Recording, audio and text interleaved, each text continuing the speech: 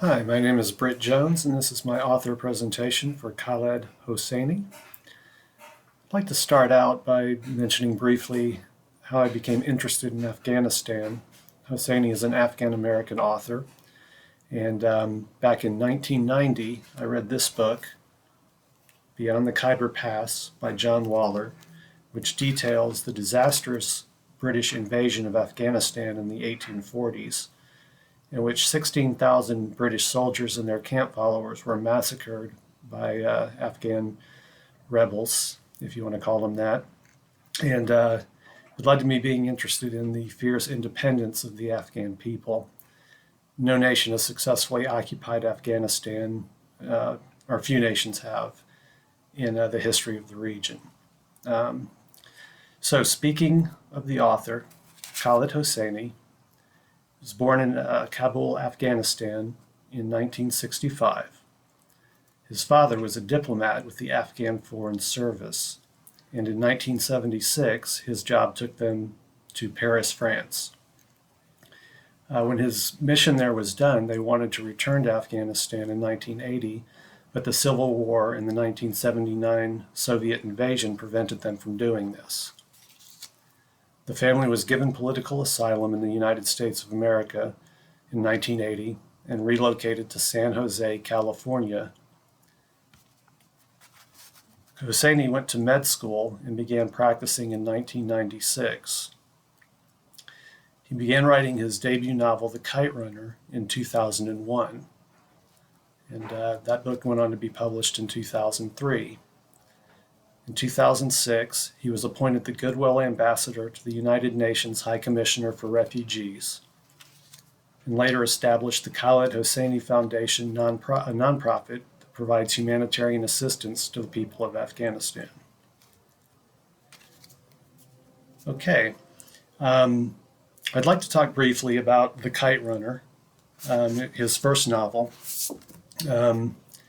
It's not part of the author study, but it's an important touchstone to his following works. It establishes themes of family betrayal and the search for redemption. The book was published by Riverhead in 2003, and it was a runaway success. It allowed Hosseini to quit practicing medicine and focus full-time on writing.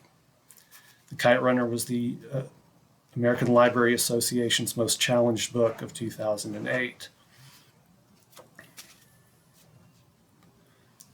Hosseini's second novel was A Thousand Splendid Suns. It was published in 2007 by Riverhead Books. It was another success. Over 1 million copies were sold in the first week of release, and it spent 15 weeks on the #1 New York Times bestseller list. This is it here, A Thousand Splendid Suns. It was adapted for the theater in 2017. Columbia Pictures bought the movie rights in 2009, but it remains unproduced as of 2021. It continues the themes of family betrayal and redemption. He felt like in The Kite Runner that women were poorly represented, so he decided to make this book be focused on female protagonists, two specifically. Miriam, a girl that was born out of wedlock and was therefore shunned by society. When her mother commits suicide, she goes to her father, who is embarrassed about her, and he arranges a marriage to a man named Rashid, who owns a cobbler shop. At first, it's a happy marriage, but when she has several miscarriages, he becomes cruel. Enter Layla. She was pregnant out of wedlock and was injured in a rocket attack on her house that killed her parents. And Miriam and Rashid took her in. As she was pregnant, she accepted a proposal from Rashid for marriage, and in order to claim that he was the father of her child.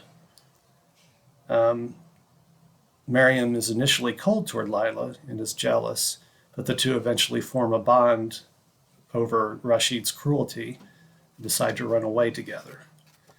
But then the Taliban takes over the country, and women are very much oppressed, and they're unable to make good on their attempt to run away.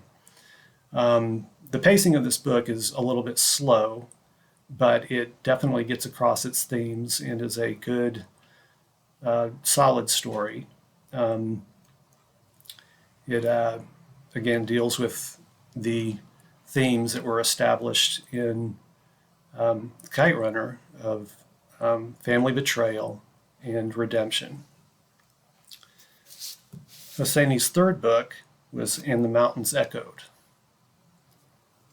It was published in 2013. It was much anticipated because it was his first novel in 6 years. It was in high demand, it received favorable reviews, but it ended up not being as successful as his previous 2 books. It was still successful by any stretch. It sold 3 million copies in the first 5 months of release. It's his most ambitious novel.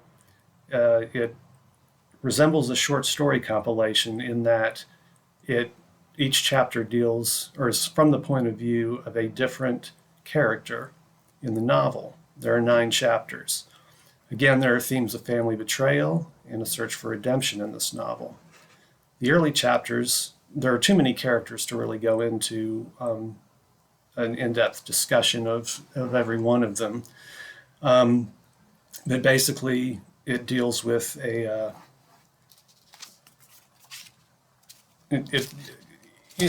speaking to the ambition of the novel, it spans 3 generations and is set in Afghanistan, Paris, Tunis, and San Francisco.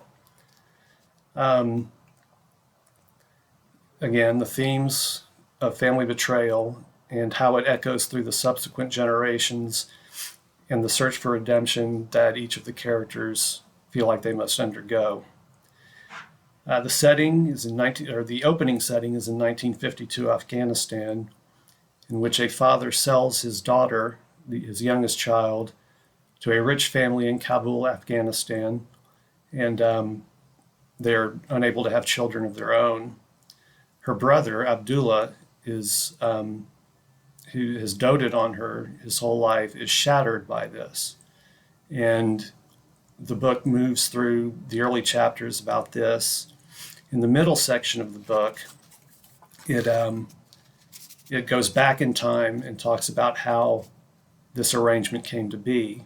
And it deals with Neela, the little girl who got sold, her oldest brother facilitating the sale, and how he became outcast by his community by doing this. The final chapters are the ones that explore the fallout that echo through the following generations. And it's a very heavy book. The pacing is all over the place, as it is told from several points of view. But it's a very gripping story and very tragic in the end, but a very good read nonetheless.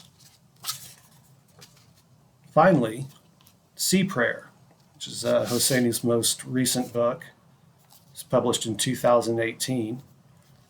It was first created in 2017 as a VR experience, virtual reality. The book was illustrated by Dan Williams, and it's kind of like a children's book. Lots of illustrations, short little bursts of text, but it does appeal to readers of all ages. It was his first book to deal explicitly with the refugee crisis, which, he became part of the UN Committee for Refugees and established his own foundation to help Afghan refugees. In this book,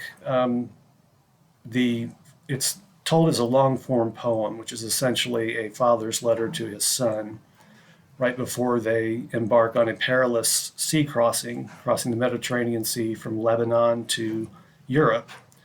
They're Syrian refugees, and it was based on a true story of a boy named Alan Kurdi, a 3-year-old Syrian refugee who drowned in the Mediterranean Sea in 2015. And that was the inspiration for this book. Again, it's very short, all ages. It has an all ages appeal. The language is very lyrical, as it is a free-form poem. That's what I have for you. I appreciate your time, and thank you.